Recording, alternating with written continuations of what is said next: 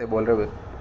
Hello students, फतेह education के YouTube channel में आप सभी का स्वागत करते हैं। एक इंपॉर्टेंट अपडेट आपके लिए विद्यार्थियों कि अगर इस बार भी अगर मल्टीपल रिजल्ट अगर आपको दिया जाता है तो उसका किन किन सीटों पर प्रभाव पड़ेगा और किस प्रकार से प्रभाव पड़ेगा, ये हम इस वीडियो में डिस्कस करने वाले हैं। उससे पहले आपको एक बार बता देते हैं कि हमारे द्वारा जो जीके जीएस पार्ट बी की टेस्ट सीरीज लॉन्च की गई है, नाम मात्र के शुल्क में बहुत से बच्चों के हमारे प्यार से और 300 बच्चों के इस टेस्ट सीरीज को खरीदने की वजह से हमने इसको नाम मात्र के शुल्क में इंटरनेट हेल्डिंग चार्ज पे एग्जाम से जस्ट पहले आपको इसको 5 रुपये में अवेलेबल करवाने का प्रयास किया। ये हमारा सिर्फ इंटरनेट का जो सर्वर चार्ज है वो है। विद्यार्थियों, टेस्ट सीरीज की बात कर लेते हैं तो क्या है, तो 1 से 5 से लेकर के आप 11-12 सभी विद्यार्थियों के जो पार्ट बी का सेक्शन आता है वो सभी के लिए है और एनसीईआरटी 6 से 12 पर आधारित है। इसी प्रकार से जो साइंस की टेस्ट सीरीज है, जो साइंस के विद्यार्थी हैं उनके लिए है। विद्यार्थियों, जो भी आपके नाम मात्र के शुल्क में आपके 5 रुपये में हमने अवेलेबल करवाने का प्रयास किया है, जो कि एनसीईआरटी 6 से 12 पर ही आधारित है विद्यार्थियों, और साइंस की फिजिक्स केमिस्ट्री और बायो को कवर करते हुए रहे हैं। तो आपको डाउनलोड कीजिए, फतेह एजुकेशन का एप्लीकेशन है, डाउनलोड कीजिए, आपको डिस्क्रिप्शन में लिंक मिलेगा। इसके बाद डिस्कस करते हैं आगे कि इनका किन किन तरीक़ों से आपके बीपीएससी 3.0 में मल्टीपल रिजल्ट का प्रभाव पड़ेगा। चलिए एक एक करके डिस्कस करते हैं।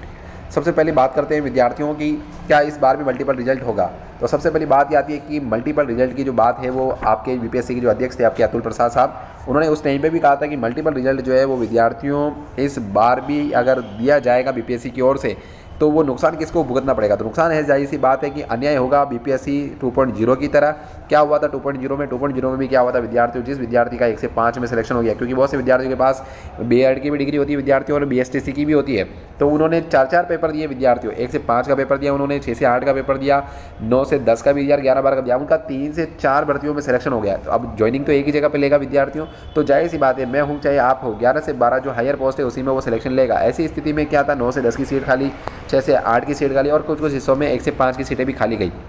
अब ऐसी स्थिति में क्या होता है, विद्यार्थी क्या करता है, अपने जो डीवी है वो क्या करता है कि सबसे पहले वो जो जिसका डीवी आपके पहले हो रहा है उसका डीवी करवा लेता है।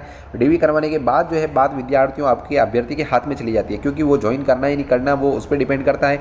और ज्वाइन न कर पाने की स्थिति में अगर वो डीवी नहीं कराता है तो आयोग उस पर आपके सप्लीमेंट्री रिजल्ट या जो आपके पूरक रिजल्ट है वो जारी कर देता है, उसमें आयोग के पास अधिकार होता है। लेकिन जब वो डीवी करा लेता है तो उसके बाद बात अभ्यर्थी के हाथ में चली जाती है कि वो वहाँ पर आपके ज्वाइन करे या नहीं करे। ऐसी स्थिति में अगर वो ज्वाइन नहीं करता है विद्यार्थियों तो वो सीट पूरी तरीके से खराब हो जाती है। और सबसे खराब काम आपके बीपीएससी में यह है कि किसी प्रकार से आपके जो है वो सप्लीमेंट्री रिजल्ट का भी इस बार मना कर दिया है।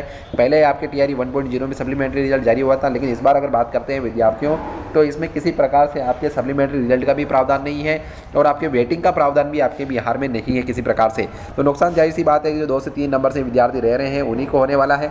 तो अब इसका समाधान क्या हो विद्यार्थियों, ये चलो ठीक, ये बातें तो पहले भी हुई, 1.0 में भी आपके नुकसान हुआ और उसी प्रकार से आपके 2.0 में भी नुकसान हुआ। और सप्लीमेंट्री की बात जो बार बार उठाई जा रही थी वो भी धीरे धीरे आपके ठंडे बस्ते में चली गई और सप्लीमेंट्री रिजल्ट भी जो 15,000 सीटों पे आपके आने वाला था वो भी नहीं आया। अब बात आती है आगे कि हमें क्या करना चाहिए।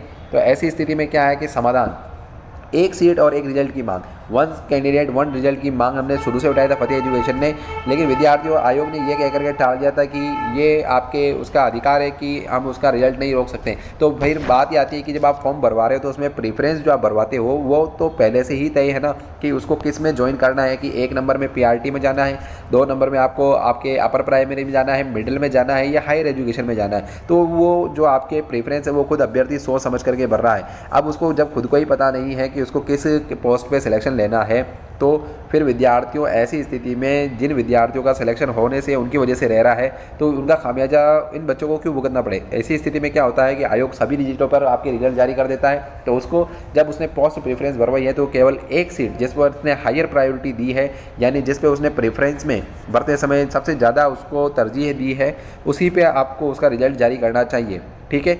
अब बात आती है कि एक और चीज़ की पहले 11-12 का रिजल्ट जारी हो, ये हमने बात उठाई है, क्योंकि 11-12 का रिजल्ट जारी होने पे क्या होगा, विद्यार्थी डीवी कराएगा और ज्वाइनिंग ले लेगा।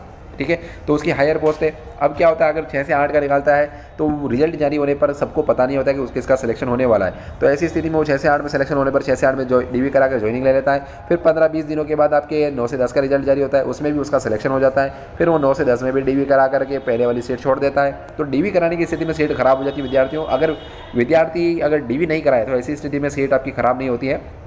तो ये आपको दोनों मांगे उठानी चाहिए कि जो सबसे पहले हायर पोस्ट है, जैसे 11-12 का होने के बाद में 9-10 का होना, फिर 6 से 8, फिर 1 से 5 का आपके रिजल्ट जारी करना। तो ये बात आपको इस बार उठानी होगी विद्यार्थियों, नहीं तो फिर 2.0 भी देते जाइए, उसके बाद 3.0 आप दे देंगे अभी, और उसके बाद 4.0 की तैयारी में लगते जाना, और उसके बाद आपका 3 अटेम्प्ट खत्म हो जाएगा और आप आयोग से बाहर हो जाएंगे। तो ये हमेशा चलता रहेगा विद्यार्थियों, आपको सजग होना चाहिए और इसी बात को आपको उठाना भी है।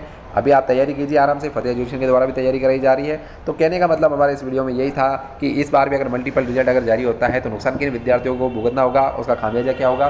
तो आयोग को इसमें संशोधन करना चाहिए, आपको मांग उठानी चाहिए। लोकतांत्रिक राज्य है, देश है विद्यार्थियों, ऐसी स्थिति में अगर आप सरकार पर दबाव बनाते हैं, चुनाव का समय है, तो डेफिनेटली आपकी बात को माना जाएगा और ज़रूर इसमें कुछ ना कुछ सुधार किया जाएगा। इसी के साथ फतेह एजुकेशन के एप्लीकेशन को डाउनलोड कीजिए, डिस्क्रिप्शन में आपको लिंक मिलेगा, जो नीचे हमने डिस्क्रिप्शन दिया है उसमें लिंक मिल जाएगा। और नाम मात्र के शुल्क में जो आपको इंटरनेट हैंडलिंग चार्ज पे हमारे द्वारा टेस्ट सीरीज जा रही है उसको भी आप परचेस कीजिए, शेयर कीजिए। धन्यवाद, जय हिंद।